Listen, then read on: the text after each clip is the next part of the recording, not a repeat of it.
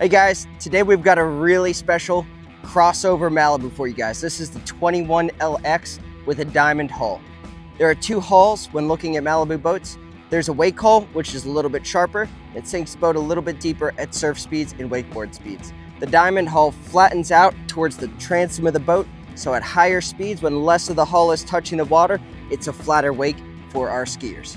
Now let's walk around. We've got an ebony gel coat, Nassau blue, and white logos on the side.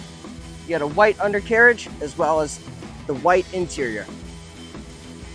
Unique on this Malibu includes a couple key features. We've got the Icon 8 tower speakers, the flip bimini, plug and play ballast installed by Inland Boat Company, and of course, the 5-year, 500-hour warranty. At the transom of the boat, we're looking at the Integrated Surf Platform, or ISP, for Malibu. Here's what that includes. Underneath, you've got your power wedge or your wake shaper for steep or more mellow wakes. You've got your surf pipe. This buries the exhaust in the water so that your surfer, skier, wakeboarder does not smell the fumes. Of course, your prop and rudder. And then on the sides, you've got the surf gate to deploy left or right and create that perfect surf wave at the push of a button. Looking at the interior of the 21LX, starting at the transom of the boat, you got your pop-up ski pylon. You got the M5 DI engine underneath it here. This puts out 360 horsepower, 400 foot-pounds of torque, and then Inland Boat Company equips every boat we sell with the additional plug-and-play bags on top of the factory hard ballast. This is a really sharp color. It's got a cool graphite, Nassau, and ebony stitching throughout the boat. It's complemented with a graphite over ebony flooring.